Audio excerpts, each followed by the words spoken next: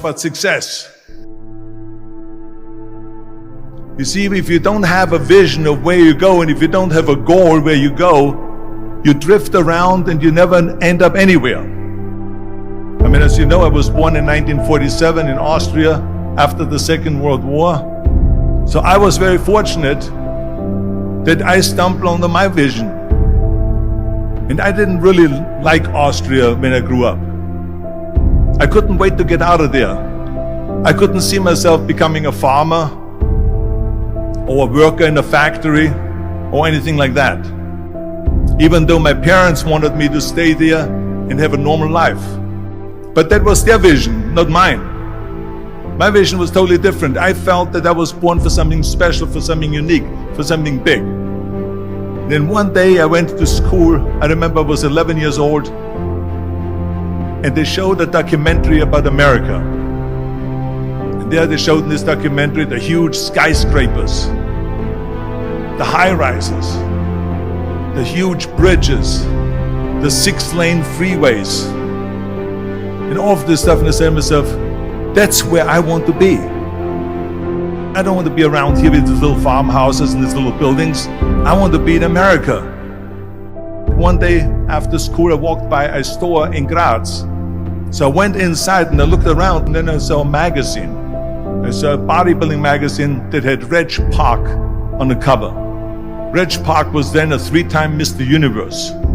And I saw him on the big screen as Hercules. I read that and I said to myself, wow, this is the blueprint for my life. This is exactly what I want to do. I want to become a bodybuilding champion just like Reg Park. I want to get into movies just like Reg Park. And I want to make millions of dollars and be rich and famous just like Reg Park. Do you know how great it felt that I knew where I was going? Imagine the majority of people don't know where they're going. I knew where I was going, that I'm going to become this bodybuilding champion just like him. So it was just a question of how do you do it?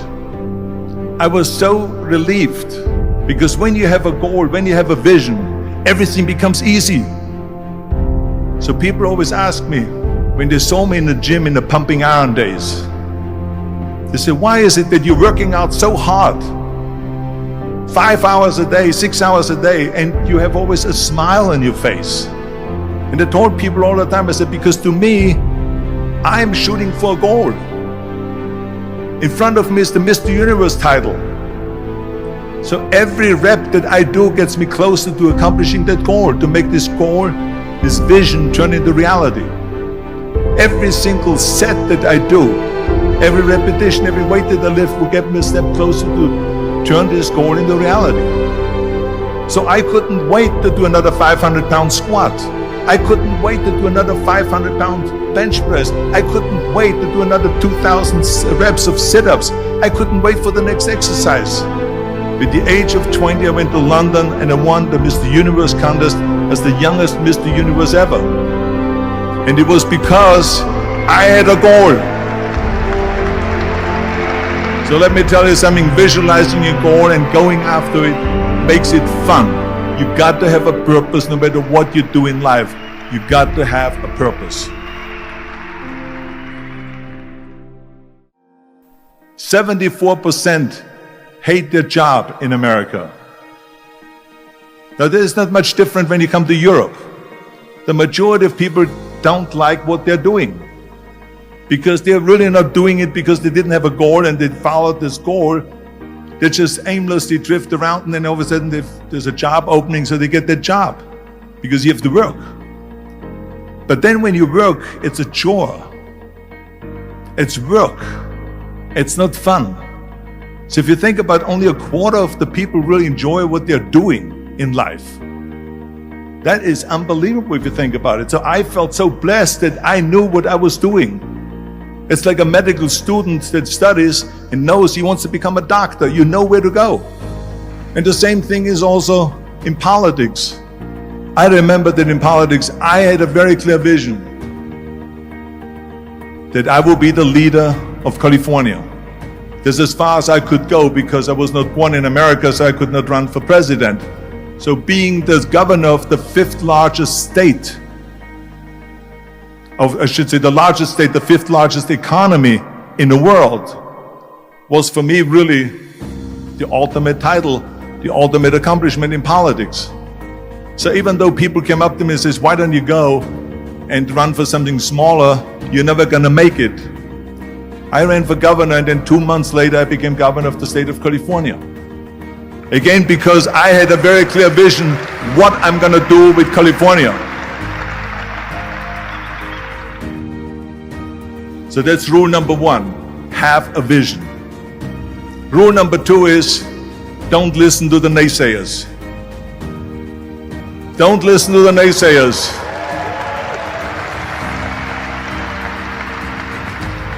Everything I ever did, the thing that I heard out of people's mouth was, that's impossible. That can't be done. Or no. That is exactly what I heard, and of course I proved to the people that it can't be done. So whenever someone said to me, it can't be done, I heard, it can be done. When they said no, I heard yes. And when they said it's impossible, I heard it is possible. I'm a strong believer of what Nelson Mandela said, that everything is always impossible until someone does it.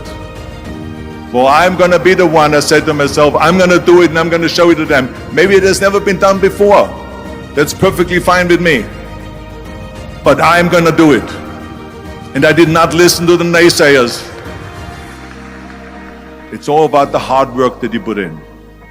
I said to myself, in bodybuilding I worked out 5-6 hours a day. I'm going to do the same thing now for acting. And of course I went to college to study English. I studied the accent removal, acting classes, and all of this stuff all day long. I worked and I worked and I worked. And within a short period of time I made one movie called Hercules in New York, which of course went right into the toilet. But it didn't discourage me. I still had the same vision. And then all of a sudden I did Streets of San Francisco. I did Stay Hungry and Pumping Iron and The Villain. And then all of a sudden I was asked by Dino De Laurentiis and by Universal Studio to star in Conan the Barbarian. And after I did Conan the Barbarian, the director at the press conference said to the press, the director was John Milius. He said to the press, if we wouldn't have had Arnold, we would have had to build one. So think about that. The very body that they said can never be sold because the time is wrong. A few years later, I'm doing Conan the Barbarian, and it was the #1 hit at the box office when it came out in the summer of '82. Think about that. And the director says, if we wouldn't have had his body, we would have had to build one. So all of a sudden, my body became an asset, not a liability. And the same thing was with Terminator. After we were finished filming Terminator, Jim Cameron said to the press, if Arnold wouldn't have had that accent and talked like a machine, I think the movie wouldn't have worked. So think about that. The body and the accent that they attacked was an asset. But I didn't listen to those losers. I didn't listen to them at all. It's just the reality of it is that you cannot listen to the naysayers. So this is a very important lesson for all of you. So when someone says, no, this is a stupid idea, you in your mind, you don't have to say it, but in your mind just say this of you're an asshole. What do you know?